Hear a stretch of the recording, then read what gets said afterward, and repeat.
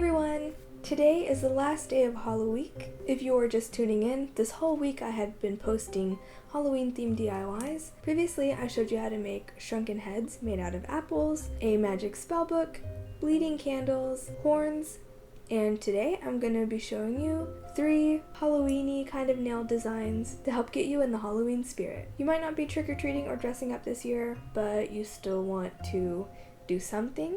So doing a few cute nail designs is perfect. Alright, let's get started. You'll need base coat, nail polish, acrylic paint, a thin paintbrush, toothpicks, and a quick dry top coat. For this Frankenstein inspired design, I started with a base coat, and then I painted on a nice lime green polish. It was a little streaky, so I had to do 2 coats. I kind of wanted them to be more sparkly, so I ended up painting on some hollow green on top. It's really subtle, so sadly the hollow doesn't show up that great on camera. Here I'm trying to show the hollow better. I decided that they still weren't sparkly or hollow enough. Can you tell whose videos I've been watching recently? So I painted over this with a quick dry hollow top coat and let that dry. One tip to help with the longevity of your nail polish is to do a technique called wrapping the tips. You just run the edge of the brush along the tip of your nail edge like so. I typically do this with the first coat and then with the top coat. There we go. It's still a little subtle because the hollow in that top coat is pretty dispersed, but you can see it a bit more now. Let that dry all the way. For the detail, you can use either nail polish with a thin brush, or you can use acrylic paint. I was going to use this nail art pen that I have, but it ended up being clogged up, so I had to scrap it.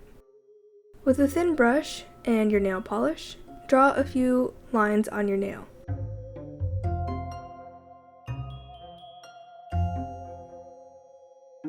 And then draw small dashes over the lines to make them look like stitches. The downside to using nail polish is that if you make a mistake, it can ruin the whole thing. Wet nail polish actually starts to break down the polish that's underneath it before it eventually dries, so it's not as easy as simply wiping it off. I'm sure there are some of you out there who have tried to just wipe off one part of a design that you're working on, only to have like all of the layers of polish come off in that spot. My black nail polish was kind of old too, so it was pretty thick, which made it annoying to work with. I mean, that's totally on me. I could have gotten better lines with some thinner polish, but I was just using what I had, so yeah.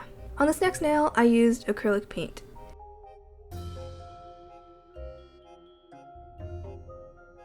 I accidentally made the lines too thick, so before moving on to painting the stitches, I just moved on to the next nail to do the initial lines. Once the acrylic was dry on the previous finger, I went in with a toothpick and scraped the extra paint off. This is the biggest perk of using acrylic paint. Assuming that you're painting on totally dry polish, you can go in and scrape the design away without messing up the polish underneath. It also dries extremely quick, so you can do touch-ups pretty fast. Anyway, I continued on with the same steps to make the stitch effect.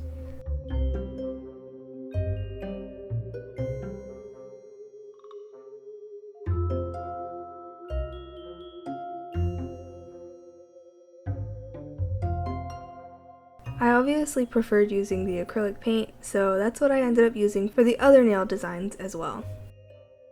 Finish these designs with one more coat of quick drying top coat, and you're done.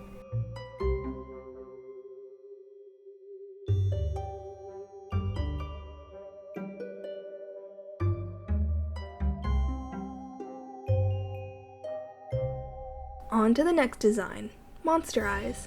Again, I did my base coat, and then the lime green. I wanted them to be creepy, glowing eyes, so I painted on some glow-in-the-dark polish. I only did 1 coat of this, which ended up not being enough to produce a glow-in-the-dark effect, sadly. I probably needed like 2 more coats, but can you imagine? They would have looked so cool in the dark. Anyway, I then used this really cool flaky polish, which gave it an interesting iridescent look. Then I topped that with a fast-drying top coat. Once dry, I went in with some black acrylic paint to make cat-like pupils in the middle of each nail.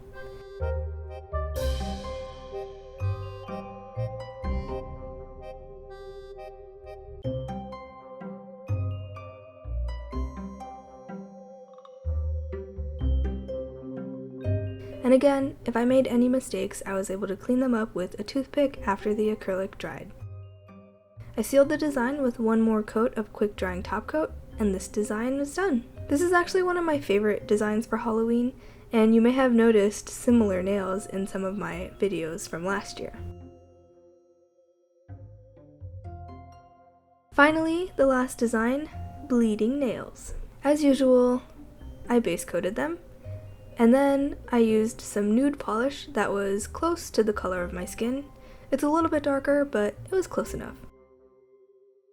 I did a quick dry top coat and then let them dry completely. Then I used some dark blood red paint to paint around the base of my nails, and then I added some blood drips. This paint I'm using is kind of old, so it's a little chunky, but it still worked out well enough. Sometimes it actually looked like the blood was dry or drying, which could actually be pretty cool. Like before, I was able to clean up any mistakes with a toothpick, and then I sealed it all with one last coat of quick dry top coat. And these guys are done.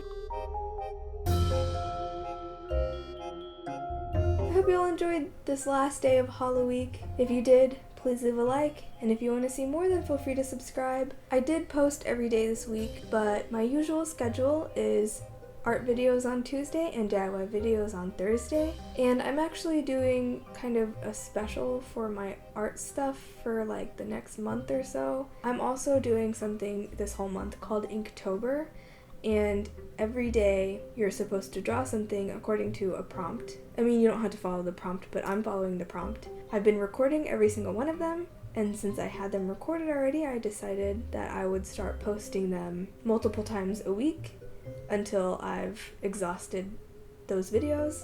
So now my art schedule is Monday, Tuesday, Wednesday, and Friday I'm doing art videos until my Inktober drawings are totally done, and then I'm going to be going back to the normal schedule of art just on Tuesdays. I'm pretty excited because I'm planning on putting together a little zine for all of my Inktober drawings. I still need to go to a shop and figure out all the pricing and everything, but I will keep you guys updated.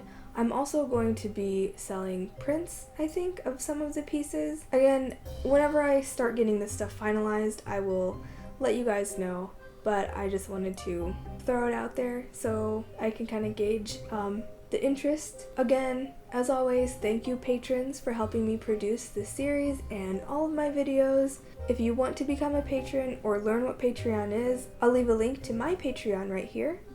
You can go check it out and see what it's all about. I personally, so far, have been posting little like studio vlogs to update my patrons on what's going on and what projects I'm working on, and sometimes I show little sneak peeks of projects. So yeah, if that kind of stuff interests you, then definitely go check it out. You can follow me on Twitter, Tumblr, Instagram, Pinterest, or Snapchat, and I'll leave the information to those down below. If you have any questions or suggestions for future videos, please leave a comment down below, and I'll see you next week.